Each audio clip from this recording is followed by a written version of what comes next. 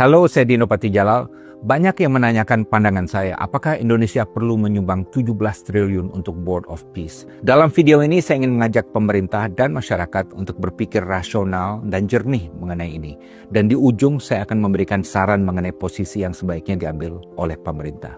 Pertama, yang paling penting digarisbawahi adalah skalanya. Untuk diplomasi Indonesia, 17 triliun itu adalah angka yang sangat fantastis. Dan sepanjang sejarah, Indonesia tidak pernah membayar dana sebesar itu untuk bergabung dengan organisasi internasional manapun. 17 triliun itu 500 kali iuran tahunan Indonesia untuk Sekretariat ASEAN. Sama juga dengan 50 tahun iuran Indonesia untuk PBB. 17 triliun itu 2 kali lipat dari seluruh anggaran tahunan Kementerian Luar Negeri, dan 17 triliun itu sama dengan pajak yang dibayarkan 2 juta orang kelas menengah di bagian bawah. Karena itu saya cukup heran kenapa tidak ada perdebatan yang mendalam dalam DPR mengenai angka 17 triliun ini ketika dibahas dalam Komisi 1.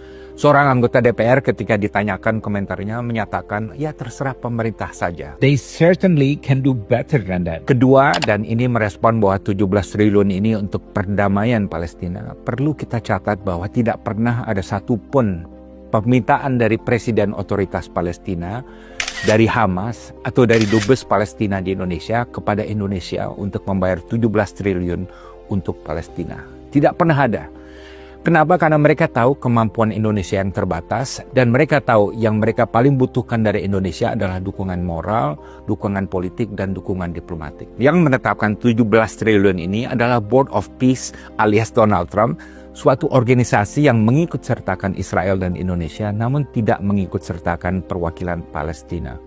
Uang 17 triliun ini tentunya akan dikontrol oleh Donald Trump sebagai ketua Board of Peace dan tidak dikontrol oleh Palestina, walaupun dimaksudkan untuk Palestina. Ketiga, dalam masalah sumbang-menyumbang, Indonesia itu bukan Amerika, bukan Arab Saudi, Qatar, atau Emirates yang punya sumber dana yang luar biasa. Qatar sendiri bisa menyelenggarakan Piala Dunia Sepak Bola yang konon bernilai 170 triliun rupiah. Dibanding negara-negara petrodolar yang kaya ini, kondisi ekonomi Indonesia masih diwarnai dengan rasa was-was.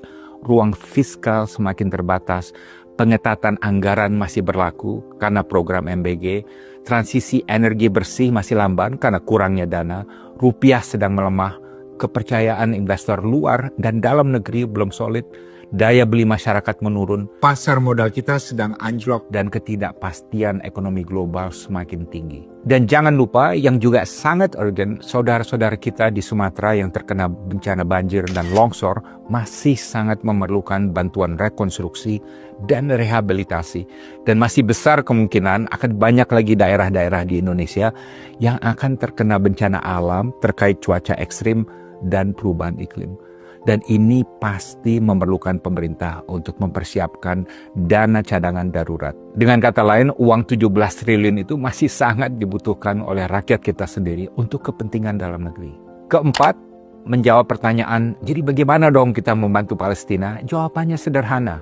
Kita sudah komit untuk memberikan apa yang paling kritis dibutuhkan untuk mewujudkan rencana 20-point plan untuk Gaza, yaitu pasukan perdamaian. Di mana Amerika tidak bersedia menyumbang pasukan, dan juga sebagian besar negara-negara Arab juga tidak bersedia menyumbang pasukan itu. Itu saja sudah cukup bagi Indonesia, dan bahkan lebih dari cukup. Jadi jangan sampai kita sudah menyumbang pasukan perdamaian dan kemudian disuruh membayar pula 17 triliun. Sekali lagi, rakyat Palestina tidak meminta itu dari kita, karena mereka tahu yang menghancurkan dan meratakan Gaza itu bukan Indonesia, tapi Israel. Kelima, saya sangat khawatir dengan pemikiran bahwa uang 17 triliun itu adalah agar sesuai dengan piagam Board of Peace, kita bisa memenuhi persyaratan untuk menjadi anggota permanen dari Board of Peace itu. Please be very careful about this. Menjadi anggota permanen dari Board of Peace itu bukan keharusan, bukan prestasi,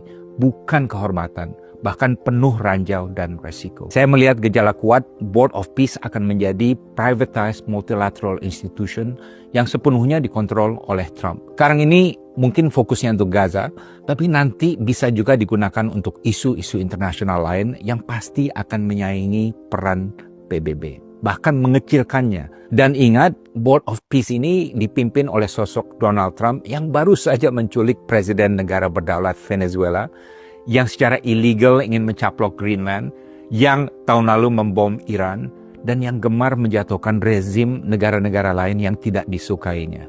Apakah yakin Here I come. Here I come.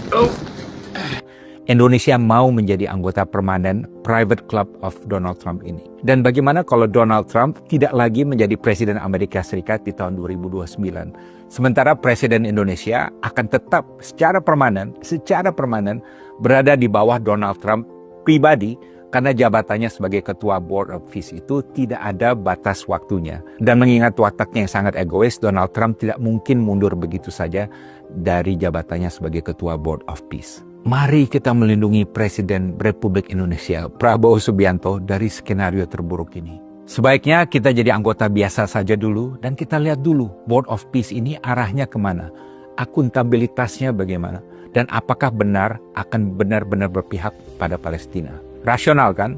Jadi apa saran saya kepada pemerintah Indonesia? Cukup dua. Pertama, jangan terburu-buru menggelontorkan 17 triliun untuk Board of Peace. Kalau kita ingin memberikan bantuan ekonomi kepada Palestina, cukup sebatas kemampuan keuangan kita. Bisa 10 juta dolar, bisa 20 juta dolar, tapi yang jelas tidak 1 miliar dolar atau 17 triliun. Kalau kita merasa nyaman, baru tahun berikutnya kita bisa tambah lagi dengan kalkulasi yang matang tentunya. Dengarkan jeritan rakyat Indonesia.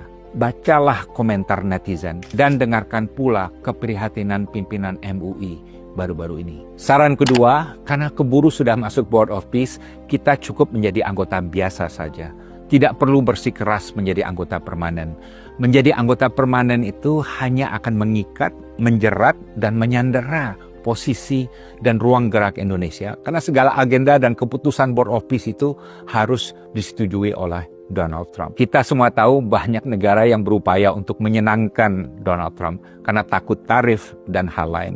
Tapi Indonesia jangan sampai ketularan virus ini. Masalah tarif jangan dikaitkan dengan perjuangan Palestina. Dan politik luar negeri kita jangan ditujukan untuk mengambil hati Trump, tapi ditujukan untuk memerdekakan Palestina. Saya Dino Patijalal, kalau Anda setuju, bantu sebarkan dan bantu sampaikan kepada pemerintah Indonesia yang kita sayangi. Speak truth to power, speak truth to the people, wisdom without fear.